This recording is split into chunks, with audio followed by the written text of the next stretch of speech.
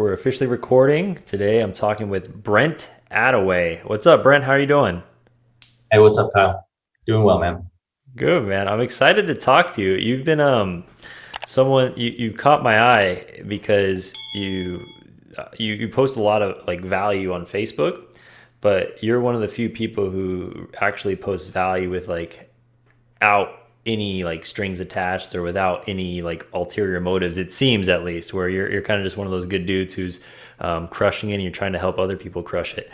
Can you tell us a little bit about just your background? And obviously, I learned a little bit about you before this interview, but tell us a little bit about yourself and kind of how you came to be in solar.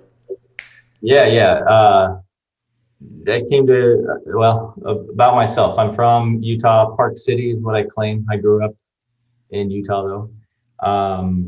Got a family, married for what, 20 years, I guess, this year.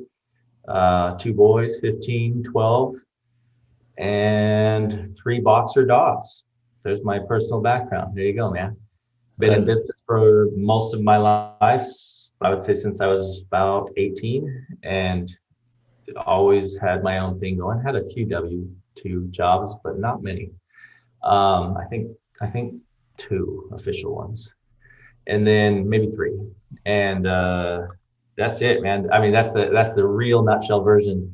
The reason why you see me posting some stuff in there a lot, which I hope, I mean, there's a lot of other people that do the same, right? Like, it's not like it's some special thing, but it is uncommon as a whole when somebody actually posts without wanting anything in return. Dude, a long time ago, I just learned just because, the word phrase just because, just do it just because. It solves a lot of issues of why are you doing, because sometimes we got to figure out, or at least me, I'm analytical, so I'll be like, so why are we doing what we're doing? Da, da, da, da, well, sometimes it's just because, just do it, figure it out later. And it usually just because things lead to the bigger opportunities. And I've learned that. So if I do have an alternative motive, it's just because typically leads somewhere else. And I don't know where that's going, but it'll lead somewhere. So there you go. No, I didn't mean that there was anything bad about it. It's interesting because there are, like you said, unfortunately, there is not enough people out there that do offer value and help. And even people that do, like myself or people like Josiah Atkins. Obviously, we're running marketing agency. So when we do it, the idea is like, yeah, you give a lot of value and you provide that. And then later down the line, when you do ask for something, you have the credibility, or at least you have the goodwill built up where they might actually take you seriously. Right. And you, not necessarily, as far as I know, I don't believe you currently run your own solar agency. Do you? Oh, when you say solar agency, you mean like for marketing? Yeah. Oh, no, no, no. Yeah, Yeah. yeah. So that's my point, is that you're not it's like, Oh, that's the idea is way too many people out there they like to keep their cards close to the chest because they feel like if they share too much that it's going to hurt their business in one way or the other. And you don't seem to believe that. Or, I mean, obviously you provide gold nuggets, but it's not like we're giving away the full recipe here or anything. right, right. Dude, I'm a marketer. First and foremost, I'm a marketer. So there's always a reason why I do certain things like that. There's just because, and then there's very strategic approach. Even every meme I like to create, I'm thinking through what this can be perceived as and what it'll eventually lead to. And so, does it always go that way? No, but I'm always thinking through that. Yeah. I like knowing why people do what they do, whether they're buying from me or from a sales rep on our team, or why I do what I do, like why I will deny something at the grocery store and put this on the shelf rather than that. I look at stuff like that because I'm weird. But No, that's I don't think that's. I mean, I guess maybe that is a little weird. I'm the same way where I go to my wife all the time. My wife could care less. She's like, like I'm at the store. I'm like, oh, isn't it interesting how they put this right here? But the reason they're doing that is because of that. And I was like, yeah. She's like, yeah, and oh, yeah. but it for sure. Grab the bread, honey. Thanks. Any true marketer or salesperson has to look, and obviously, hopefully, we're always trying to better ourselves, right? So just kind of having understandings and seeing why people do things, even if it's not even related to our industry, and keeping that. It's for sure. I'm definitely a marketer, a true marketer in the sense similar to you, where it's just kind of you can't really turn it off. And I think, No, especially no. with the kind of the state of Facebook ads and marketing for maybe solar and other industries, I feel like there's not enough true marketers out there that are really actually testing things. Everyone's just kind of copycatting what everyone else is doing, and everyone together gets mediocre results. It's kind of just, it's interesting that there's not really that many people that have that kind of marketing mindset. Yeah. Yeah. I couldn't agree more. Yeah. I mean, some of the things we've been working on, because, so first of all, in the solar world, how we got in this. So just so context, for anyone listening, is I got into solar personally from my younger brother, Bennett. We're half brothers. So same mom, 9 kids, typical Mormon family that you might hear about in the public of some sort. So I live in Utah, by the way. Oh, do you? Are you currently in California? Yeah. Well, I'm the opposite. I'm from California. I moved to Utah, so we traded places. Awesome. Yeah. So Bennett Maxwell, mine is Brent Attaway, right? So just different dads. We grew up together. I mean, he's a good gap. He's 13 years younger than I am. I'm 41 this month. I'll be 41, and then Bennett just turned 28. So, anyways, the point is that's how I got it. Bennett's door to door, everything, Cutco knives to solar, everything in between. Came through the Vivint churn as well, and then he went up to Sacramento. The short story is he went to Sacramento to knock for the team for the first summer for solar in 2019. So he went out there May 2019, not knowing anything about solar, never sold a deal. And I joined him not to knock, but to just see how the online world would go there. And it took me about a week of research and due diligence, because again, I'm a marketer. I'm looking at every single opportunity, if there is one, or is this all just hot air that will blow up in a year or two, right? Well, anyways, the short story is it's hundreds of it's a $1 billion industry going to $1 trillion industry in 10 years. It's moving fast, and it's not going anywhere fast either. So whether it's residential or not, solar is the thing to pay attention to if you're going to sell something. So I look at solar as an investment.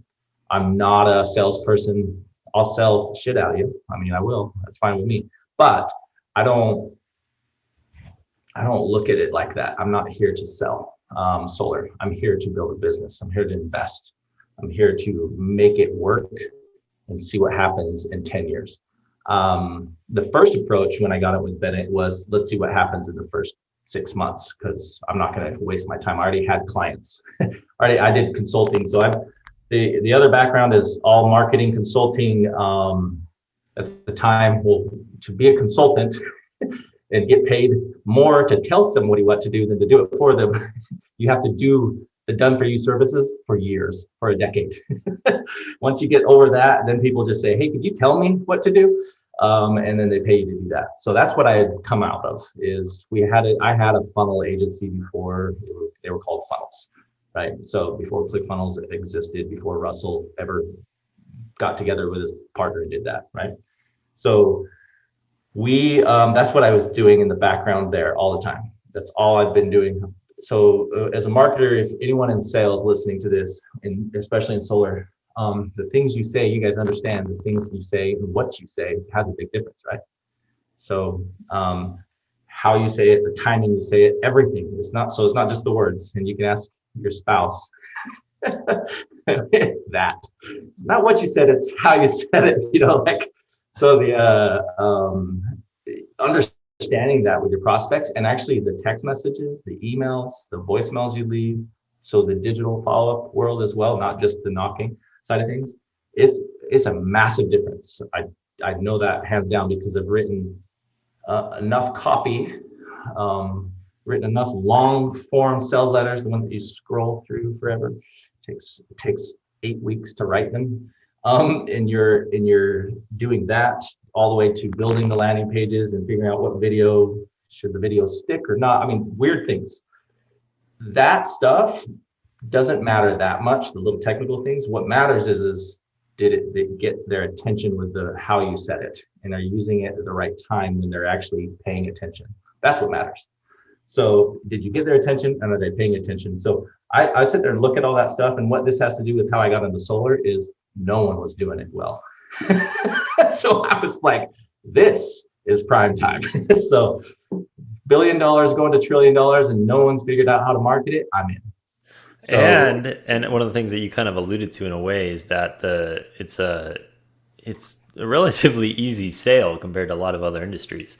And so oh, it's so easy. Yeah. yeah, I know that's the thing is like even like you said, you're not the best salesperson. I'm not the best salesperson, but I've closed a handful of solar deals like without any like I wasn't even really trying. It was like they just kind of fall into your lap because a lot of times if you find the right prospects and you're able to just build rapport with them and kind of be a overall good dude and show them the numbers. I mean, it's not. I don't want to like discredit the solar sales pros that are awesome out Oh, there. sure. Sure. It's an easier sale than a lot of other industries, and I think we have to acknowledge that. But then from the marketing side of things, I mean, that in a way, that's why it's almost hard to lose money marketing because I mean, if you have to spend a lot of money and get 0 deals before you're like in the red or like so, and that's the thing is obviously people that have been getting by copying others or just by being mediocre at best, they've been having some success because it's just such a great space to be in right now. But there is still few of us out there that are always trying to find better because while the ocean is it's not a blue ocean, but while we're able to get by now, that might not be the case in 5 or 10 years. No, yeah, it probably won't be the case in 2 years.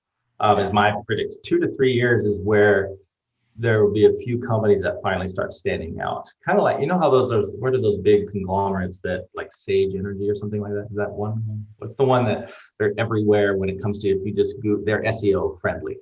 If you search anything about solar, they show up with their videos and their education Energy Sage? Yeah, that one. Yeah. So that kind of stuff, imagine that reach, but certain dealers or installers with that reach.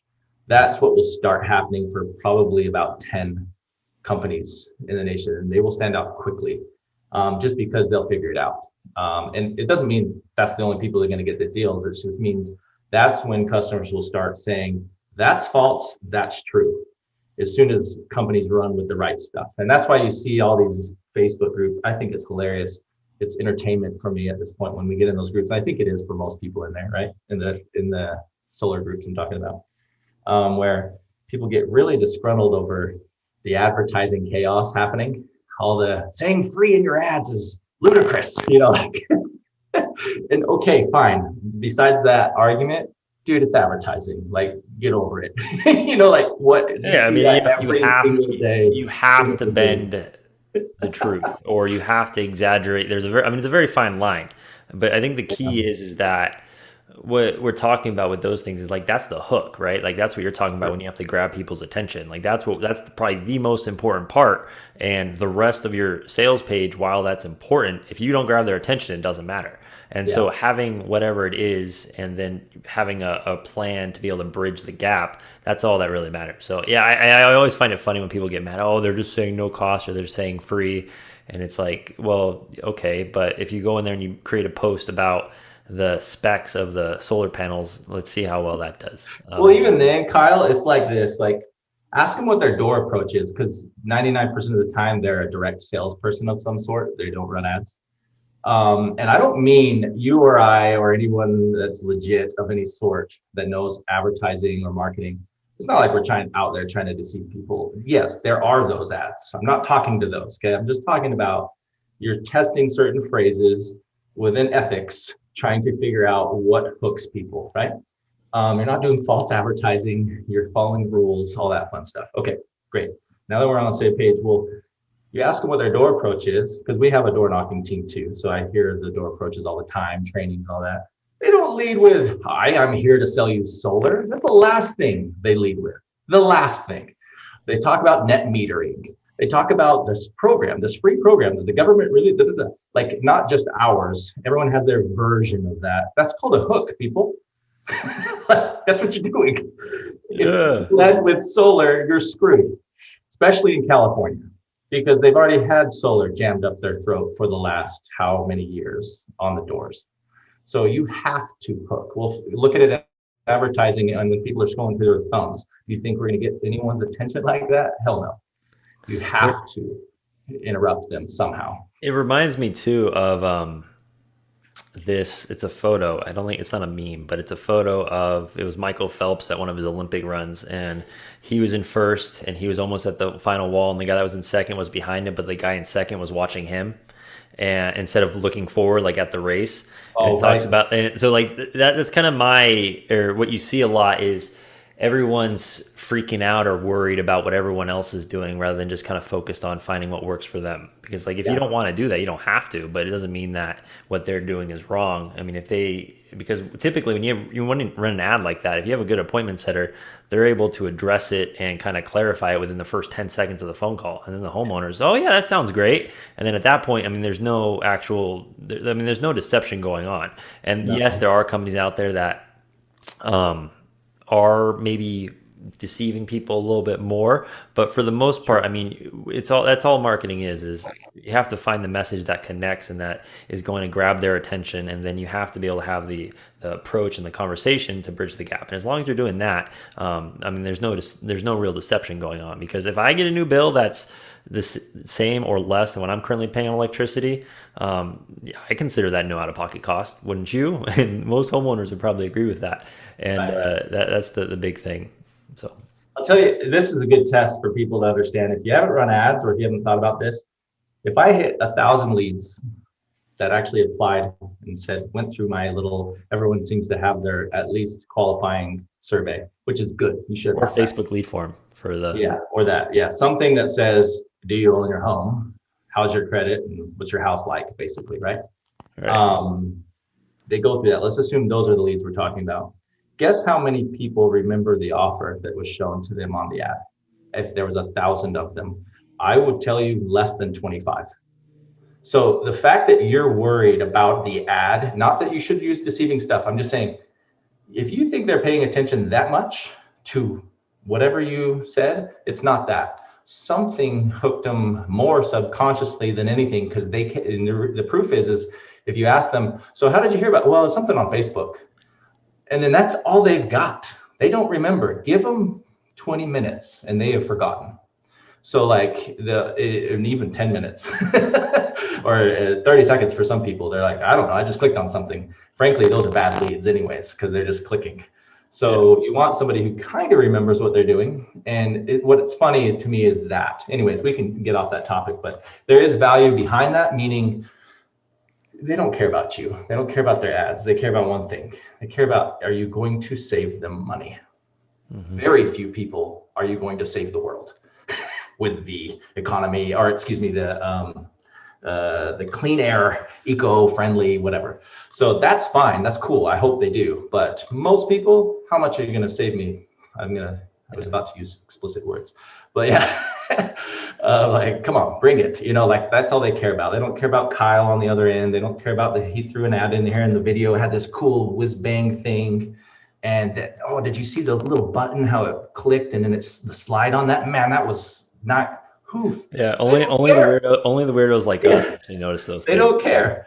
So it's kind of funny to watch some of that. In the end, if you break it down and you remember to keep it simple, it's a very easy game to get into, and I like marketing solar. It's fun. No, it for sure is, and I think there's in a way not enough credit that's given to real marketing. But I think that's one of the good things about.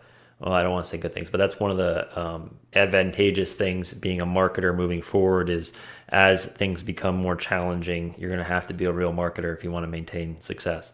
Yeah. For sure. So one of the things that I know you've touched on, and I want to talk to you about because I want to hear about your experience actually building businesses. So I know that you've built 7 and 8 figure businesses in the past. Were those your funnel businesses or were those businesses before that? One's a funnel business. The other one's a fitness nutrition business. And the 8-figure one was our funnel company, marketing. We didn't run ads. We just always hired that out. So I can talk ads all day long, but do I build them? No. And then let's see. But the 8-figure one is our funnel agency for sure. And then the other 2, we had 2 different fitness companies. We still have another one. That's not a 7-figure business yet. That's just, that hovers in the It hovers in the $200,000 to $300,000 range, but literally no, overhead. So that's always nice. But the point is yeah, I love building businesses and it's fun. Yeah, that's cool, man. A serial entrepreneur, obviously you've had a lot of success, and it sounds like you're just kind of you're going. What do you think is? I feel like there's a lot of reps out there that work for somebody else that have thought about starting their own business, but for whatever reason they choose not to, because maybe they don't know what the best way to kind of like start or proceed with is. What would your advice be to someone who is a rep and they wanted to possibly start their own business, whether it be in solar or something else? Yeah. Well, first of all, solar is a 7-figure business we have. And that happened in less than a year. So that's the fastest I've ever generated $1 million ever in revenue. Now, with a door-to-door team, how much does that go out the door? 70%, 60%. It's like, wow, $1 million, poof, it's gone. So which is fine. I get it. Sales reps get paid what they expect, right? And so those are the expectations we set, and that's what they got. But the point is it's easy to make money. So if you're in solar, to answer your question, and you're wanting to start something, I'd start with what you know. Start with solar.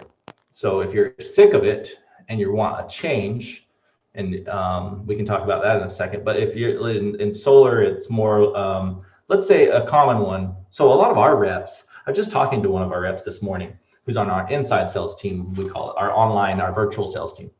So you'll see me talk about virtual and then door-to-door sometimes, but I'm not the door-to-door person.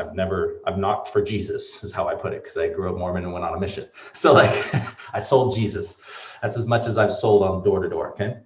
But inside sales, virtual sales, we have that team. It's 3 people, and we've worked a lot. We've scaled that to where we had 5 active and then 4 setters and then 5 closers, and it's gone all over the place, and we've juggled all that. Well, that's kind of created this incubator culture and that's how I don't know if we did it on purpose. I think my personality, because Bennett has his personality and we go about it well, we have a good mix, but my personality is more like that, just because, in a way, dude, just get the job done, get the result we all agreed to from the beginning. No excuses, just get it done, wake up and work, right?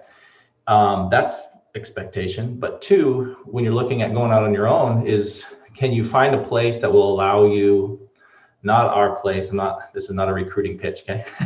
I mean, can you find a place that's an incubator that allows you to gradually get there, instead of you having to just say, I don't know what I'm doing, cut ties, I'll figure it out. So my advice would be, don't do that if you can help it. Stick with whoever you are learning from. Let them know your intention. Don't tell them, don't steal all their shit and run. And I say steal, none of it's really as we all know, it's not like it's proprietary, super cool stuff that you can go sue somebody for. Some of it could be, most isn't. So what do they have on you? Nothing. They just have your integrity. So are you going to be the dick or the idiot that goes and ruins your integrity and has an excuse in the back of your mind, like you were when you were 12, saying it's okay that I do this, and lie and cheat and do stupid stuff, and then go home to your parents thinking, well, now you don't go home to anybody, so you bury it. You're just a dick, right? So don't do that. That's what I see a lot. People have no set intention with whoever they're learning from. The team that has built up all the systems, they take advantage of that somebody just spent 90 days building the CRM just for them, and now they think that's just theirs, right? They got to understand there's work behind these people who are helping you, right? Well, tell them, hey, look, I appreciate this. I'm looking to start my own thing soon. 1, are you good with that? Most people are fine with that. They just want to be told that, right? 2, I don't want to step on toes. I'm always going to keep things. I'm loyal to this extent. Are we good? Yeah, so there's clarity. Then as you go out, because I'm talking to this because too many sales reps think that the only way to get out underneath the wing of somebody else is literally just to jump ship. And it doesn't have to be that way. Use it as an incubator and use it with clarity and say, my goal is in 18 months. Let's say Sandra's your boss, right? Your manager or whatever, or maybe the dealership owner or the installer's owner, if it's an installation company you're trying to break from. Just imagine what they're thinking. Just be like, all right, cool. I'll just let them know, look, I have 18 months. I want to do this well. I want to kill it here. I want to do well, but I'm going to go out on my own. So do that. That's my first advice. I know that's a long answer, but man, if you do that, it's a world of difference. How you feel about yourself, how they feel about you, and what your reputation becomes.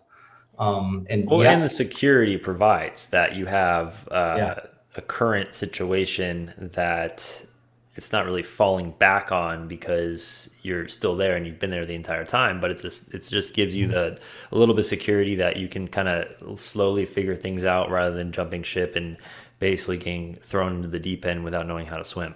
And I like that what you were talking about as far as like communication and clarity, because as a marketer, I actually, I'm assuming this is just across the board in sales and solar in general, but I've had a lot of relationships with companies, and I would have one or two contacts, and for whatever reason, those two contacts have a falling out and they're no longer friends and they don't talk to each other and they start their own company.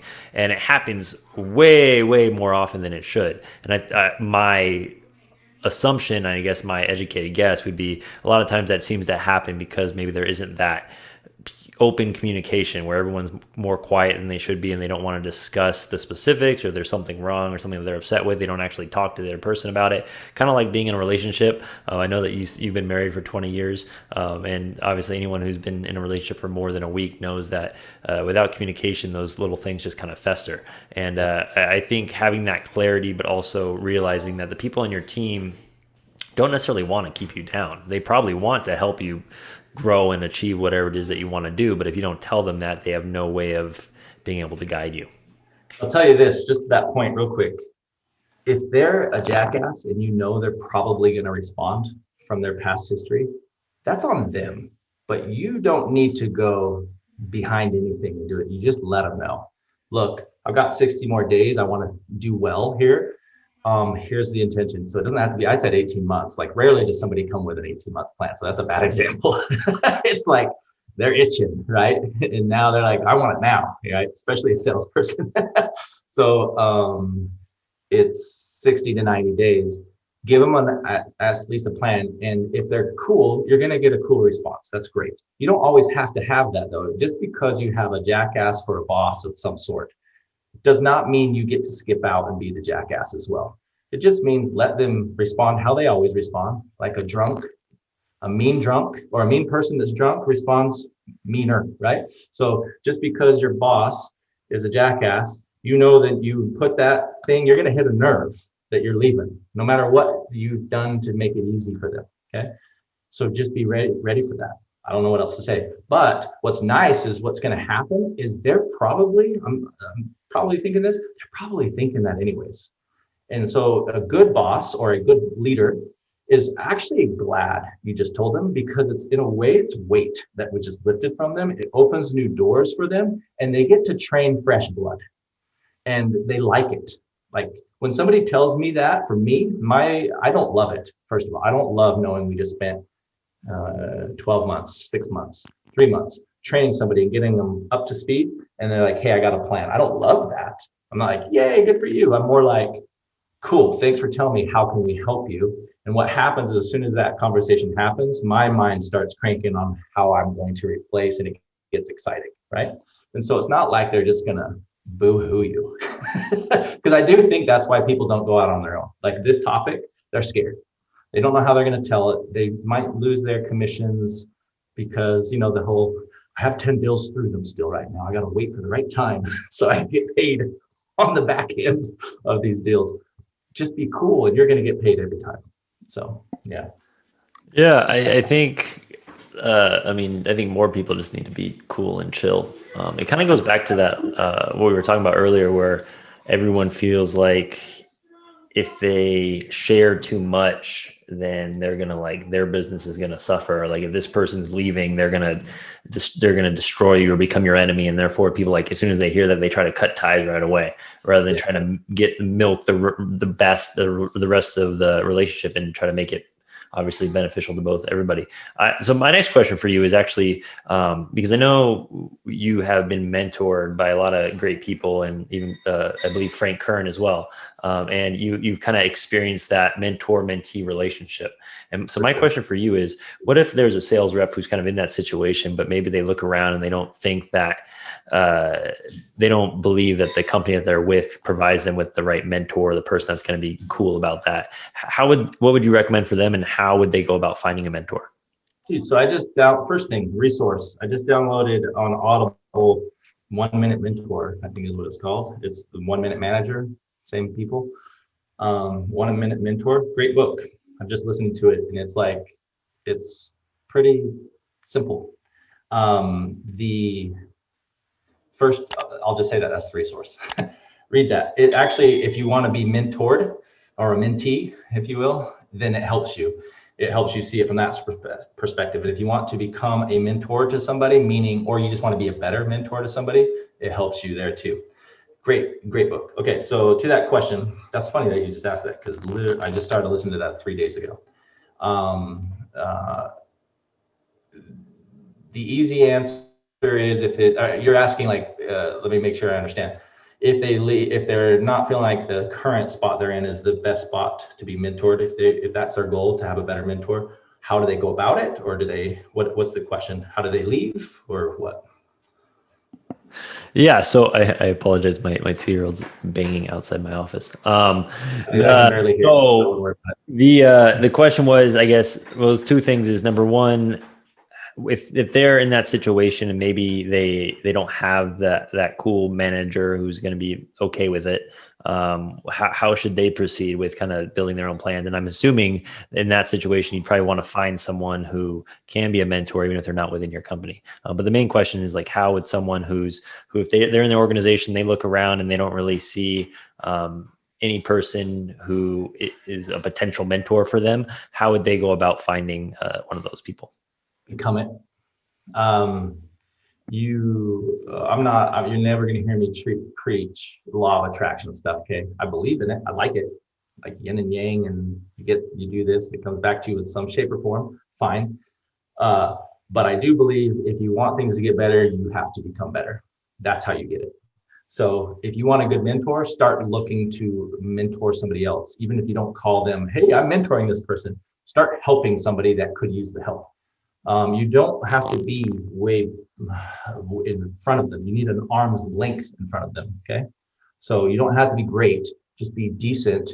And if there's somebody new, you can help them. What will happen is you'll start becoming a person that's better prepared to find a mentor, frankly.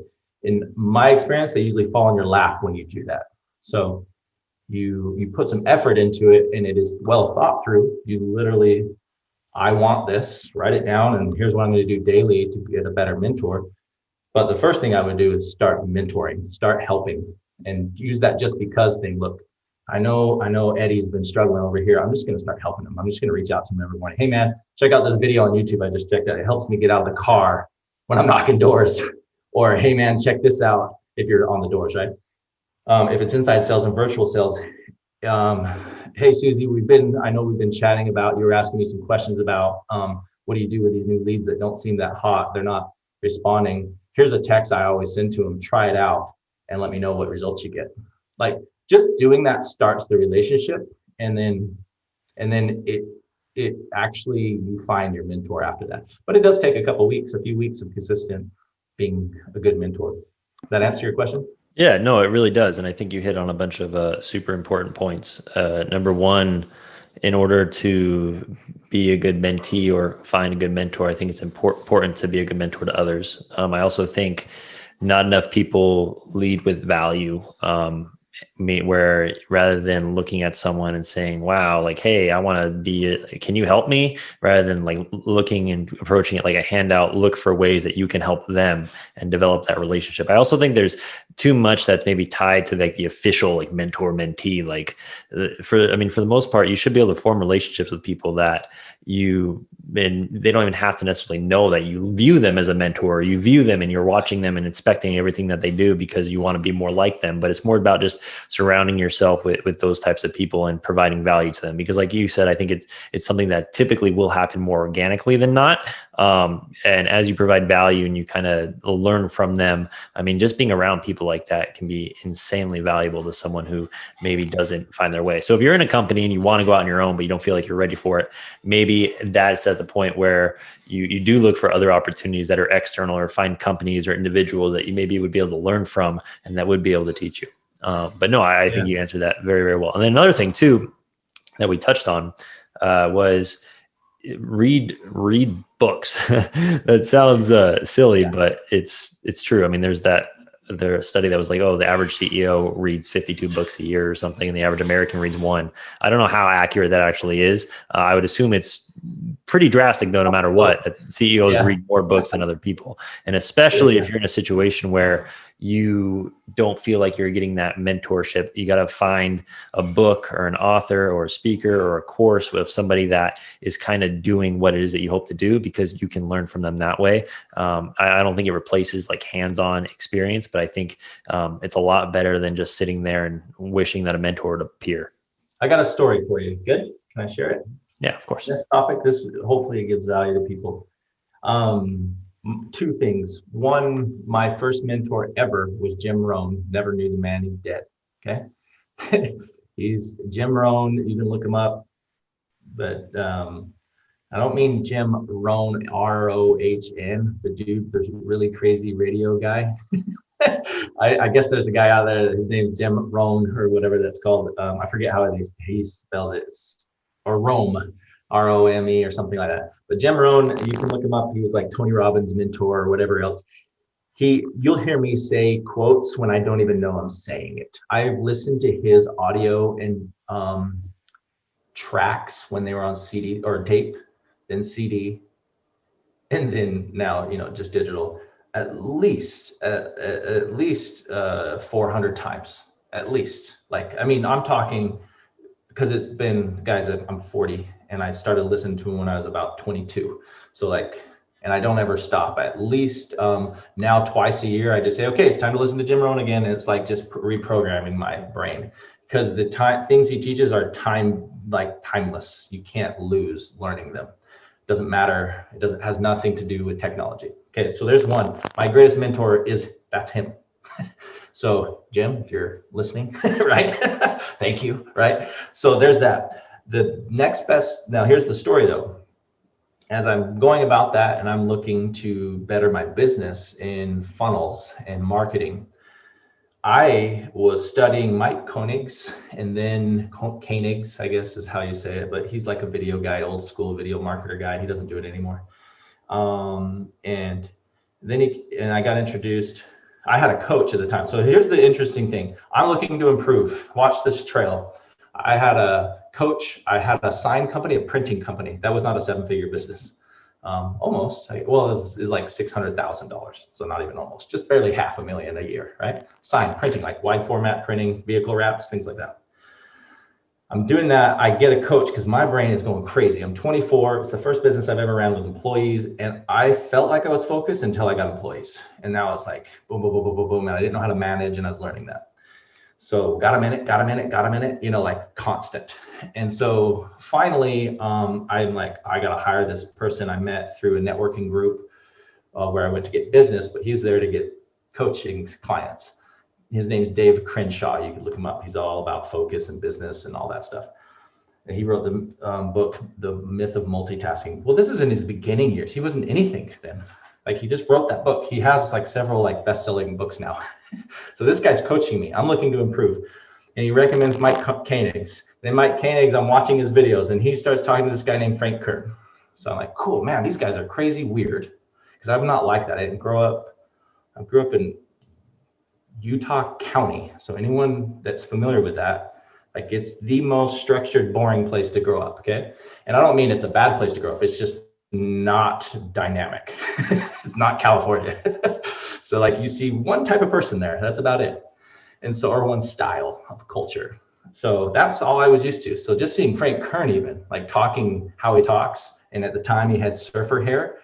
That wasn't even attractive to me. I just liked that his marketing was real. It was like you were talking to a normal person and not some whiz bang wizardry, stupid marketing stuff.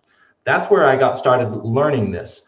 Fast forward where I'm starting my marketing agency, like that was 2000, I can't remember every time. It's close to 2012 when I learned about him. No, 2009, excuse me. 2009, 2010, learned about him. Well, 2016, I'm literally speaking at his events and he's asking me to build stuff for him. Not because he needs me to, by the way. Like he actually knows a lot of this stuff, like even the tech side. But he doesn't want to do it himself. And so he trusted me and my team to do it. That's me looking for a mentor, being ready and naturally getting into it, not even knowing it's going to happen. Here's how I got into Frank's house, literally drinking out of a coconut that his wife brought in with a straw at his house. I was like, what the freak? Am I in a weird dream? I was going to an event. I've been again, you have to do your due diligence. It doesn't just magically appear just because you started helping somebody else. Your mentors don't just show up. You still work to find that mentor. So I was like, you know what, Frank would be awesome. I've used everything he had to do what I need to do. And now I'm helping people do what he's taught me. And I'm doing it in my own style, my own way. So I'm like, hey, Frank, and I kept reaching out to him, called his assistant, couldn't get a hold of him, didn't know his phone number, right? Sending him letters. And finally I sent a card and I always put I just said, text me personally. I'm happy to build anything you want me to do. So say thank you, no strings attached. Just want to say thank you. In the card, it says, Frank, blah, blah, blah, blah. It has a picture of a bra on the front of it. It just says, thanks for all the support, found it on send out cards. Sent it out. It's a big giant card because I know I have to make an impact, that hook. And in it just says, text me. And I did that several times, at least 3 of those in different styles, plus phone calls and emails, and driving his assistant crazy, I'm sure. And I go to speak at an event at a mastermind group at Robert Allen's house, Robert G. Allen. So he was inviting me to go speak on funnels. Frank, I get off the plane because back then they were more serious about you turn off that damn phone, and I would follow the rules, right? And so I turn my phone on and ping, there's a text. I just landed in San Diego at this event, and Frank at the time lives in La Jolla. So he texted me, said, hey man, got your card. Thanks, I've been busy. Let me know when you can talk. And I said, cool, I just landed at San Diego. There's a response back. Sweet, just swing by my house if you can. I was like, what? So that was it, dude. It's not like I went and had to go buy his mastermind and do all these things that you work through the ladder of coaching like that. Buy their program, buy the $297, then the $597, then the $997, then the $1997, and finally the $25,000 annual mastermind. Woo! So that right there, I didn't go through to get to Frank. I just reached out to him and had the intention of doing it. What the whole point of that story though is, dude, I just worked and not hard. Like, I don't mean work day and night. I just mean I consistently tried to mentor and be the best I could while also reaching out to a mentor I would want. That was it. I love that story.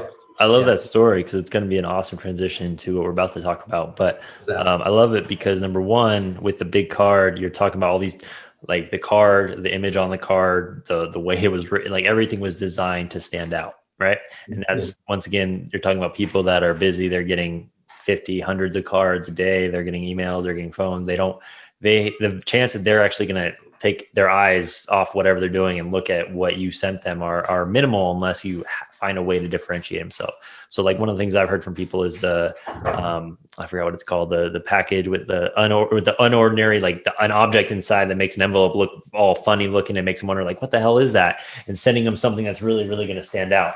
But then the other thing I loved is obviously the persistence and the consistency, as far as once you've sent something one time, not giving up and sending more and more. And the reason that this is important for solar professionals is all because I think probably the biggest thing that a lot of people out there are failing at is managing their pipeline and managing their follow-up with their potential leads.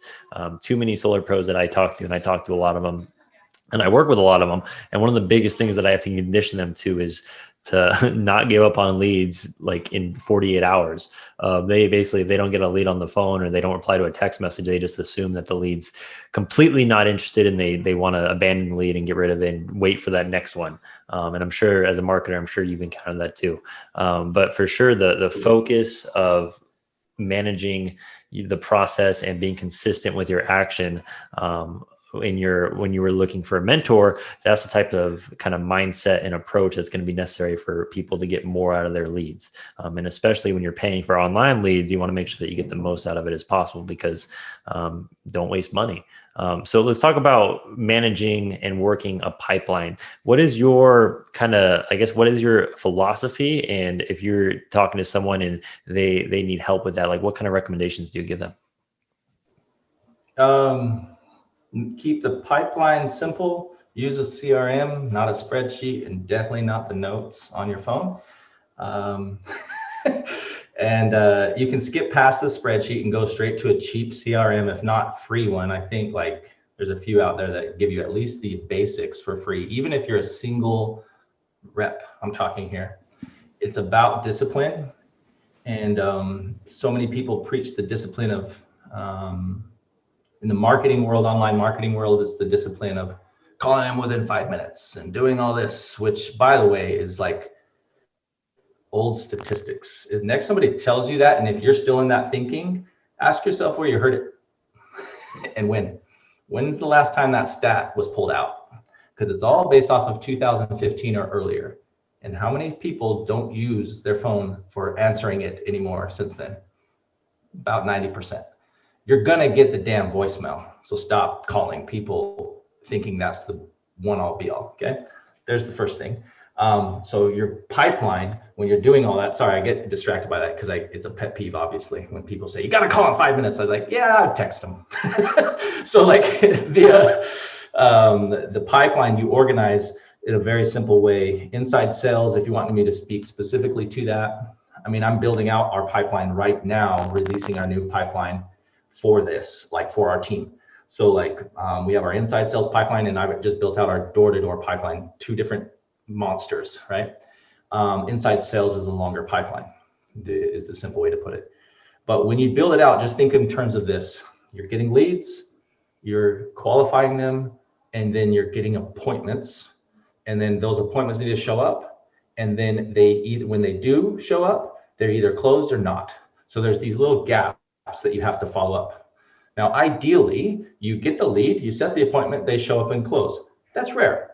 So what do you do with the rest of the people? That's the question. The people that showed up, Kyle, on that first call that you set the appointment, you didn't do anything but just show up and then you closed them on the first thing. Do you know how many people could have closed that deal? Quite a few. Yeah, you are not special. You are nowhere close to special. I don't care who you are. I saw one guy post I see it in the door-to-door world all the way because I know who they are immediately, psychology-wise. They think they hate that somebody can get leads in multiple ways. Only true salespeople can go out and do this and close them. It's like only somebody who likes to work their ass off and never think about smarter approach thinks that. So whoever that is, and you want to call me, I'll give you my phone number. So like, think about that. Think of what you sound like. You sound like a farmer trying to still farm with a horse and a fucking, what do you call that stupid thing that they drag behind the horse to till?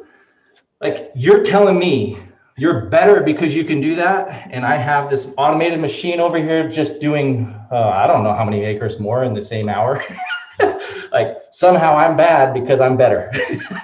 So that's that person, right? So don't become that in your mind when it comes to follow up. Don't become, I'm too good for that. I just need to close on that first thing. And once again, it almost goes back to that whole like marketing mindset. You know, you have to have multiple channels. You have to be testing. You got to keep your up. You want to add some variety to your lead sources so that if one of them becomes tough or a pandemic happens and you can't knock doors all of a sudden, it'd be nice if you had one of those other things already churning out so you don't have to panic and freak things. I mean, it goes both ways. Like there's people out there that have never knocked doors, and there's people out there that only do online. There's people that only, like, no matter what, you always want to be prepared for what could potentially happen, and you have to diversify your efforts. And nothing, I don't think online is better than door knocking. I don't think door knocking is better than online. I think they're all tools on our tool belt. And when I go to a job site, I want to make sure that I have all the tools I can. Yeah, what I would say is just don't go to the extreme. There's certain things you go to the extreme to make a difference, right? There's certain things you just have to commit to. When it comes to building a business, and you asked about the pipeline, you build out your pipeline, what you're committed to are the gaps that no one else are committed to. Everyone, like I said, everyone's committed to, sure, I'll show up to an appointment and close the deal. It's no one's committed to in between. No one. Like I still can't find, but like maybe two, I shouldn't say no one, a few people that is committed to, cool, yeah, I'll show up and close the ones that show up. What's going to happen to these people in between in these steps? So your pipeline needs to be built at least to visually let you see and understand, okay, now how do I take that group of people and send a text or send an email or do a phone call? Then it becomes about your tool belt at that point. So I have a question for you that actually came from a call with someone earlier today, and we were talking about having dedicated appointment setters and solar reps that want dedicated appointment setters, or they want the appointments set for them. And because we've had a lot, my company, we've had an internal call center. We've had experience appointment setting. We do all the automations and things like that. But one of the things that we have found is that typically, number one, reps that like almost demand that, a lot of the times the reason they're doing that is because their experience in their appointment managing their pipeline, they're not very good at it. And that's why deals fall through more than they should. And they want someone else to manage their pipeline for them. But then in addition to that, the appointment setting process is a very important stage as far as when it comes to building rapport and improving the actual chances that they're going to show up to the next appointment. So what is your philosophy on that? Do you train sales reps where if they get a lead themselves, are they booking the appointment for an appointment that they're going to show up to? Do you have dedicated setters and dedicated closers? What's your kind of philosophy when it comes to that? Philosophy and then practice. By the way, I know you have to wrap up anyways, but I'm just giving you a heads up. I have a stop. No worries. We'll keep this last short. So 7 minutes ish. Good. Okay. So the big one. So philosophy is this. It's actually up to the customer. How I would set appointments. So what you're trying to do is put feelers out, and you start with the lowest denominator of things, which is a text message. Everyone looks at their text. Now, I get that some are 9 lines and you're missing out on that. Like, just ignore the things for a second, okay, that can come into this. So imagine texting a bunch of people and then getting the people who respond quickly. Who are you going to work with first? Okay, obviously the ones that respond positively in any way quickly. Would you stop and pick up the phone call and freak out that there are 20 others that you haven't called and have no idea if it's a real phone number or not? Or if it's a landline or a cell phone? No, you wouldn't. So there's one, you approach the customer how they want to be approached. And usually it's text because there's no commitment. It's good for them. You want that feeling from them. They want to feel really distanced from you. They just filled out a dang ad. They don't care that you spent the last 3 weeks building this incredible funnel and you can't wait to see how it converts. All they know is they clicked on something, put their name in, and kind of forgot. So if you give them, don't overwhelm them. That's the first philosophy, is text is easiest. Second is then, of course, majority aren't going to reply. Then it's like, okay, so who's setting the appointment once you get on the phone? Who's doing that? So I've gone about it 2 ways, and we still kind of do it 2 ways. One, and the reason why is scalability and also talent, keeping your talent. So I guess that has to do with scalability still. So when you get somebody who's talented on the phones and they can't close or they're not ready to close, it's just like getting somebody on the doors that's a really good setter and never wants to close. That's a better person than hiring in the Philippines, for instance, unless somehow you have the magic unicorn person in the Philippines that happens to be just really good at this, which there maybe I've found one. And we've hired a lot of people in the Philippines for our team to do a lot of things, and we've tried that out. Okay. And then there's some people like Austin and his team that handles a lot of that stuff. There's several teams. Okay. some in Mexico, Solar Exchange. We've hired them. I don't have anything bad to say about them. Like nothing's bad's happened. The problem with appointment setting teams, or the good thing, let's start with the good, is scalable. You don't have to hire, train, do all that. Cool. The problem is it's not very personal, and it's the first touch with a customer. It's the first touch with a lead.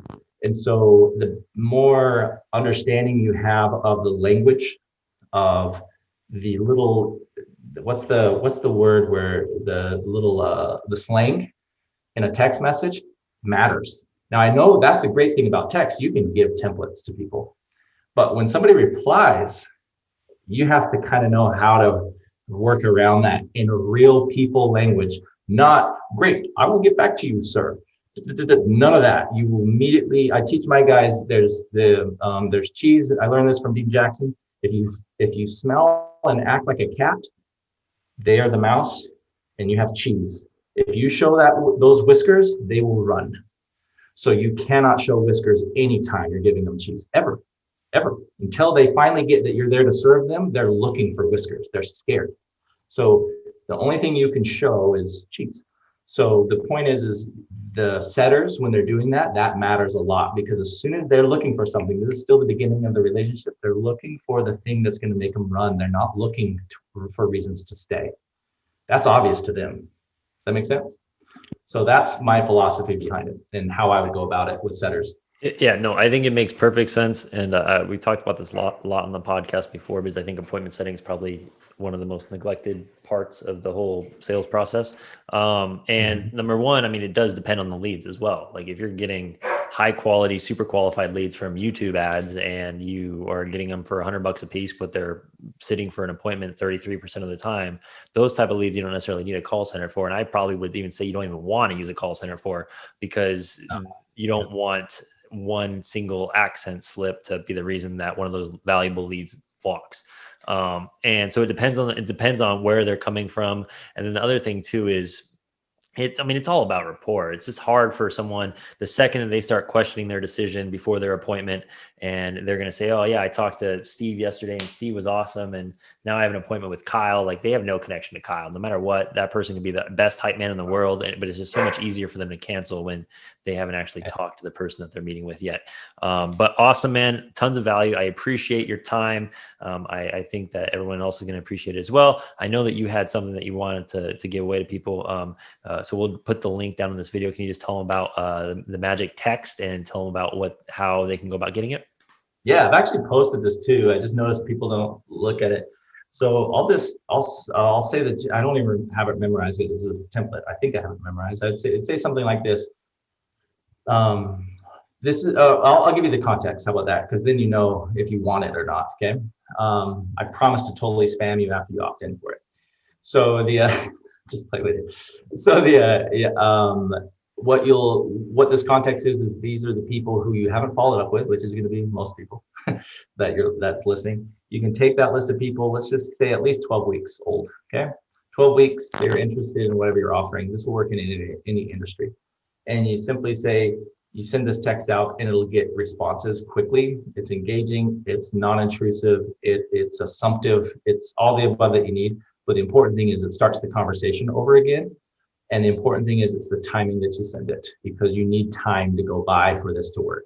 So that works. Anybody who has a list of 100 or more people that haven't followed up in a while, send it and you'll get an appointment. That's all I'll say. Good. That's great. So I'll put the link down. Everyone can access to that. The magic text message. It's once again, managing your pipeline. Don't give up on leads if they're after you've given 3 call attempts and you don't hear from them. Definitely have plans to engage with them from weeks 1 through 12, and then obviously 12 and after too. You have to have the systems and the plans to do that. So Brent, thank you again for your time, man. I hope you have an awesome rest of your day, and we'll have to do this again sometime. Appreciate it, Kyle.